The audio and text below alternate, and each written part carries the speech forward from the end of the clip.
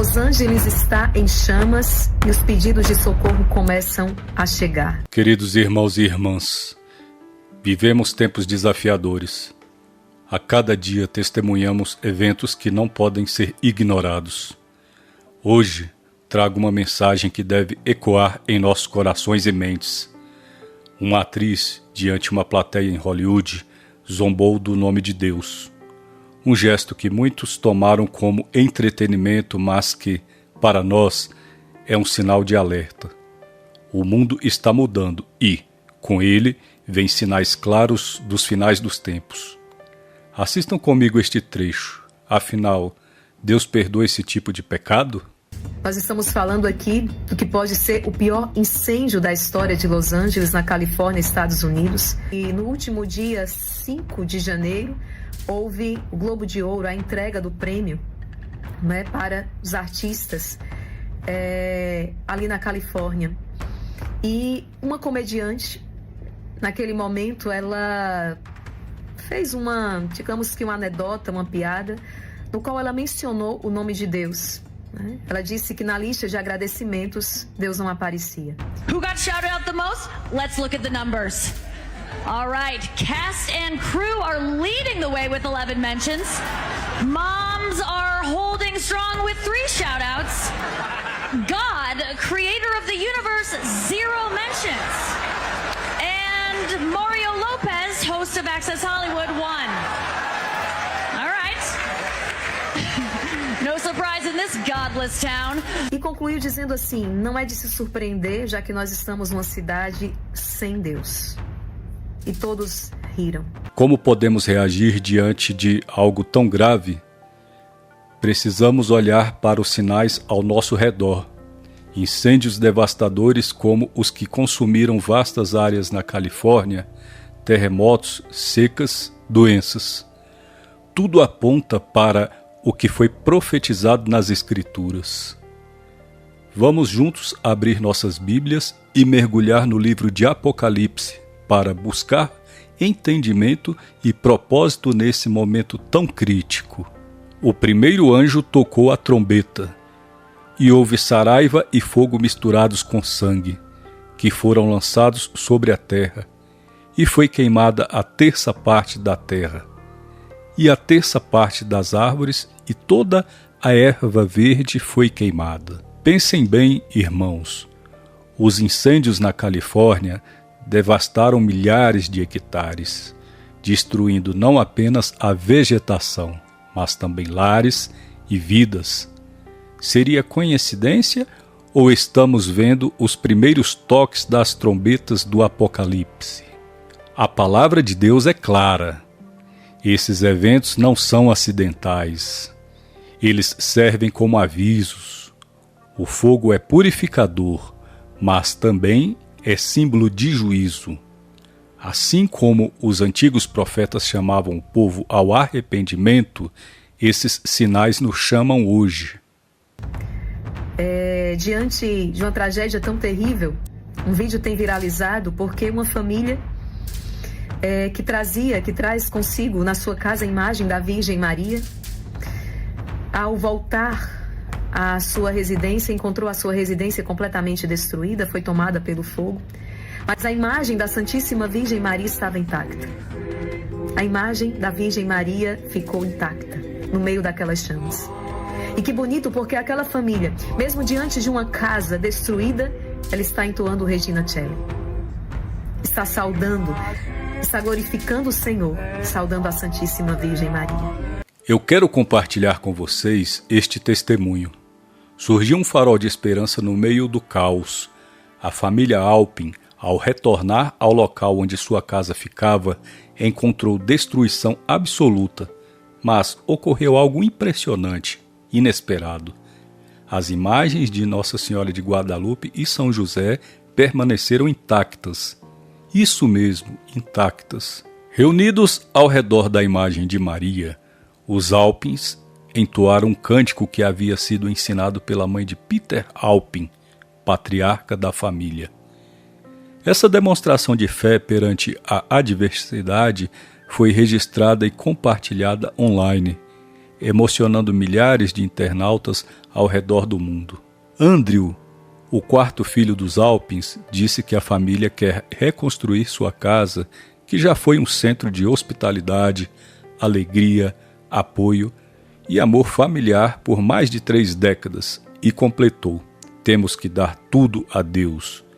E se isso significa nossa casa neste momento, escolhemos confiar que estamos na palma de sua mão. O testemunho dos Alpins relembra a paz de alma do santo patriarca Jó, que, em meio às adversidades, exclamou: o Senhor deu e o Senhor tirou. Bendito seja o nome do Senhor. Jó 1:21. Esses eventos são mais que desastres isolados. Eles ecoam as profecias bíblicas.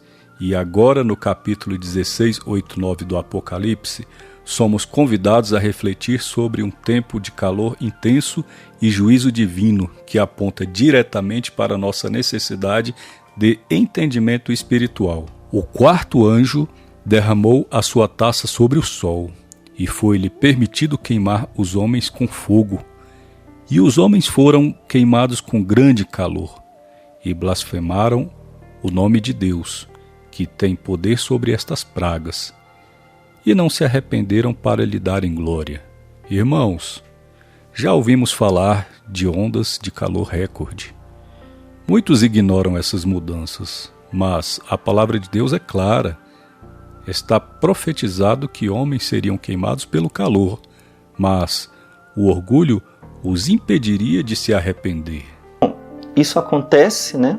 Infelizmente, isso acontece com pessoas que são ateias, comunistas, ou seja lá o que for, que no último instante da sua vida rejeitam a graça de Deus. Então, a impenitência final também é um pecado contra o Espírito Santo, porque não há possibilidade de Deus salvar aquela pessoa, já que ela recusa a misericórdia de Deus. Irmãos, diante dessas evidências, surge a pergunta: como reagimos?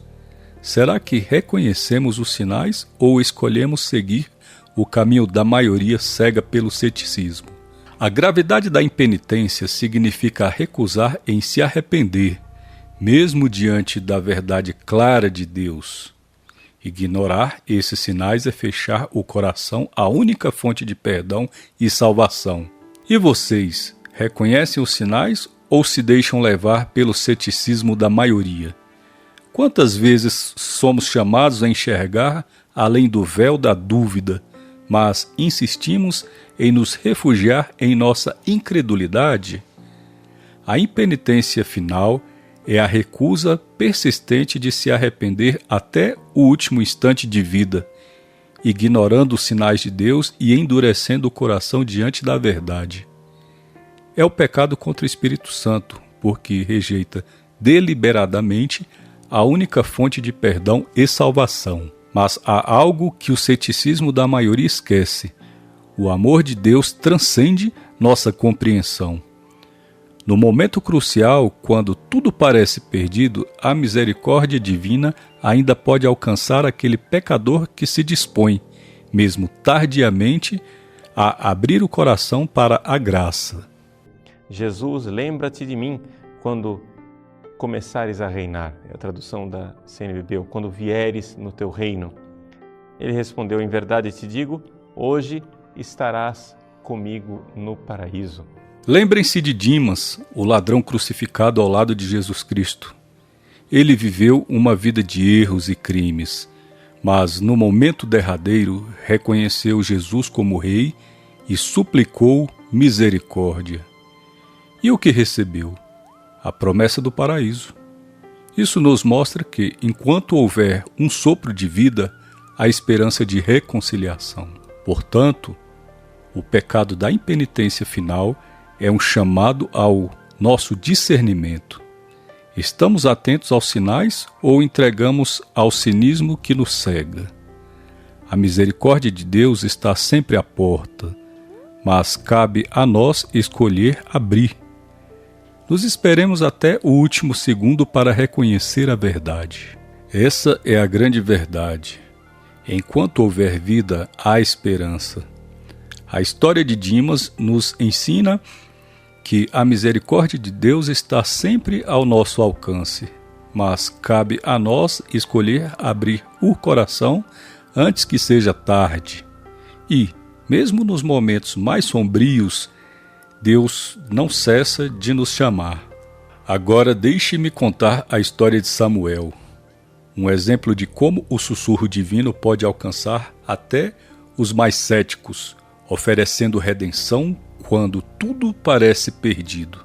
Imagine um homem chamado Samuel. Ele viveu uma vida inteira de desprezo pelas coisas de Deus.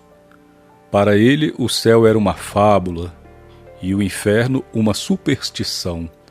Samuel era um homem cético, daqueles que riam da fé dos outros e acreditavam que só a razão humana tinha todas as respostas. Mas um dia, o inesperado aconteceu. Samuel, já com seus 60 anos, foi surpreendido por uma doença terminal. A notícia veio como um golpe. Você tem pouco tempo. E naquele momento, toda a segurança que ele construiu em suas crenças começou a ruir. Os amigos o visitavam, tentando consolá-lo, mas Samuel permanecia firme no seu ceticismo. Ele não acreditava em redenção, não acreditava que pudesse haver algo além daquele sofrimento. Até que, numa madrugada silenciosa, sozinho em seu quarto de hospital, ele ouviu algo. Não era um som externo, mas um sussurro em sua alma. Samuel, ainda há tempo, basta se abrir. No início ele ignorou. Pensou que fosse apenas um delírio, fruto da dor e do cansaço. Mas o sussurro continuou suave, insistente, até que Samuel não conseguiu mais resistir. Pela primeira vez, ele fechou os olhos e disse: "Se o Senhor está aí, me ajude. Eu não sei como acreditar, mas se o Senhor pode me ouvir, eu quero tentar." E ali, naquele momento, Samuel sentiu algo que nunca havia sentido antes. Era como se uma luz entrasse na escuridão de sua alma. Ele não tinha todas as respostas, mas sentiu paz. Não porque tudo estava resolvido, mas porque, finalmente, ele havia aberto a porta para a misericórdia. Enquanto vezes ouvimos relatos de pessoas que encontram Deus no último instante, Samuel representa aqueles que, mesmo no fim, encontram perdão. Deus não desiste, mesmo quando o mundo inteiro já desistiu.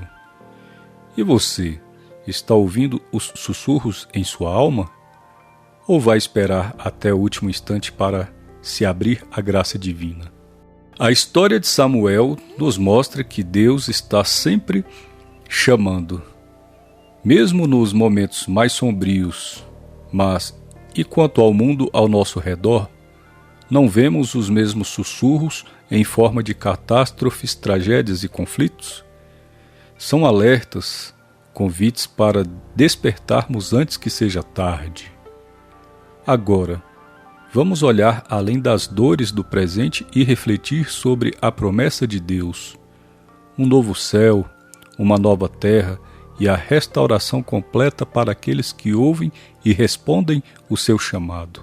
Apesar das tribulações, a Bíblia nos dá esperança. Em Apocalipse 21:4, lemos sobre a promessa de uma nova criação. "E vi um novo céu e uma nova terra, porque já o primeiro céu e a primeira terra passaram, e o mar já não existe." Os incêndios e catástrofes que enfrentamos hoje são mais que tragédias. São alertas de que esta terra, com todas as suas belezas e dores, é apenas uma passagem.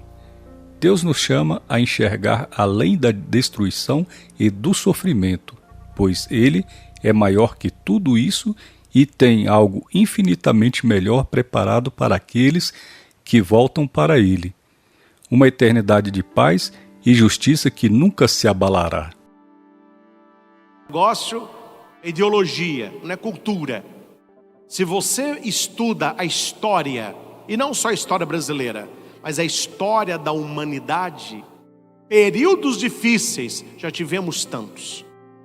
o que eu mais me apaixonei pela história da igreja foi que, isso eu falo sem medo, se dependesse dos bispos, dos papas e dos padres, a igreja já tinha acabado há tempos. Porque o que esse povo aprontou não está no gibi. E é interessante que mesmo naquela decadência, a igreja ressurge como fênix das cinzas.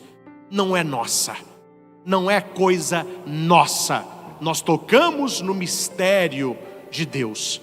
E as coisas, elas vão acontecendo.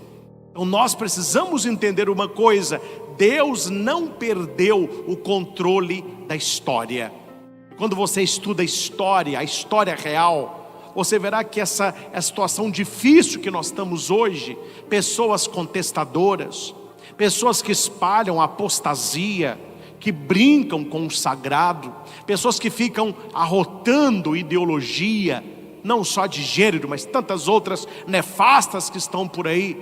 É só questão de tempo. Esse povo todo vai morrer. Esse povo todo vai acabar numa tumba. E a igreja continuará depois de nós, até a volta de Cristo. Nos últimos 5 anos, o mundo passou por sofrimentos que deveriam ter sido lições profundas para a humanidade. Mas o que fizemos? Fechamos olhos, endurecemos o coração e seguimos no mesmo caminho de orgulho e egoísmo. Primeiro, vamos lembrar da crise de saúde mundial em dezembro de 2019. O mundo inteiro parou. De um dia para o outro, o vírus varreu países, destruiu famílias e a morte se tornou uma vizinha constante. Pessoas ficaram trancadas em suas casas, médicos lutaram até a exaustão e muitos clamaram a Deus por socorro. E, quando parecia que o pior havia passado, em vez de sairmos mais gratos e unidos, vimos divisões ainda maiores, falta de compaixão e o esquecimento rápido das lições que a crise sanitária tentou nos ensinar.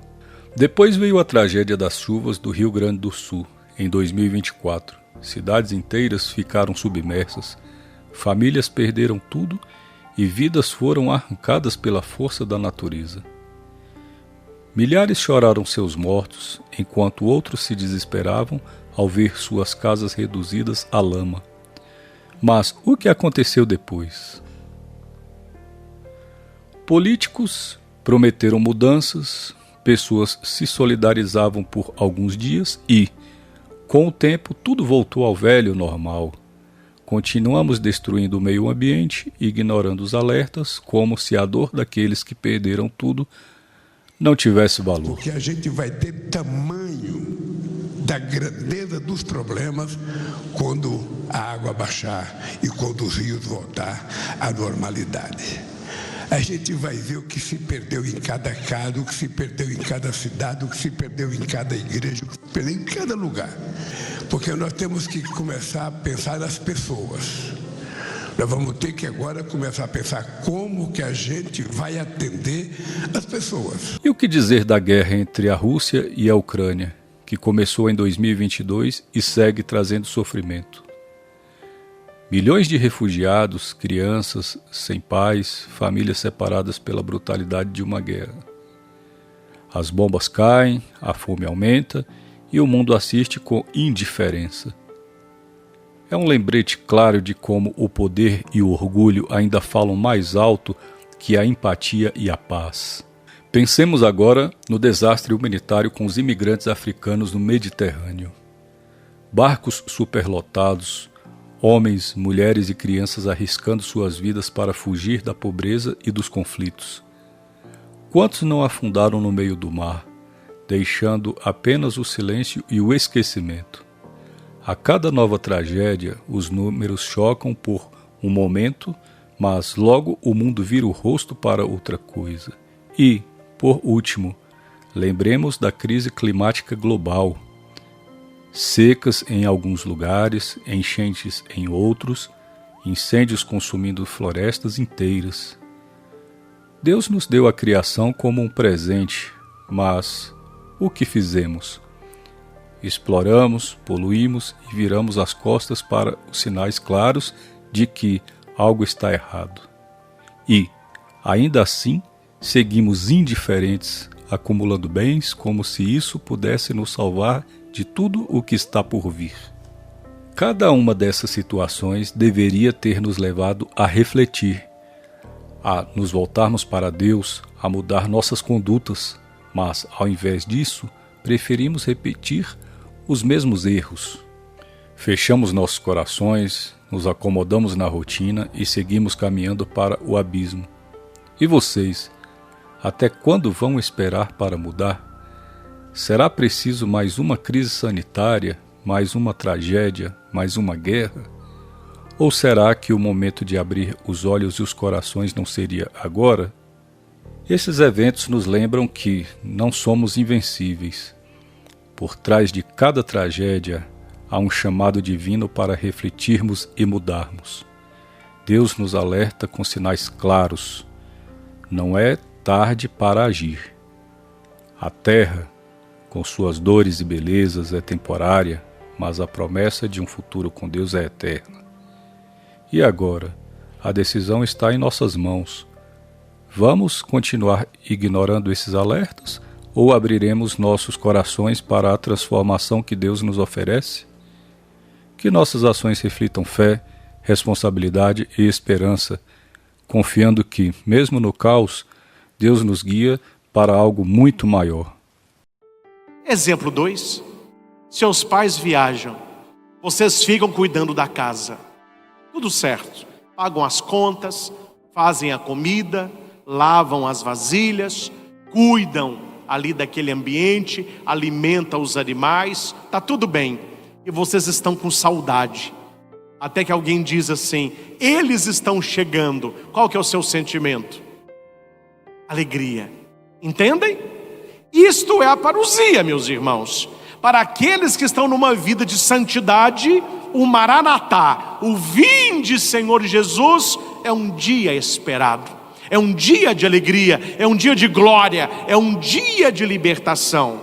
Para aqueles que não creem e que não fizeram a vontade de Deus, é um dia de pânico, porque a palavra vai dizer que naquele dia Deus vai separar os que estarão com Ele na vida eterna e aqueles que estarão na perdição eterna. Apocalipse 16:9. E os homens foram queimados com grande calor e blasfemaram o nome de Deus, que tem poder sobre estas pragas, e não se arrependeram para lhe darem glória.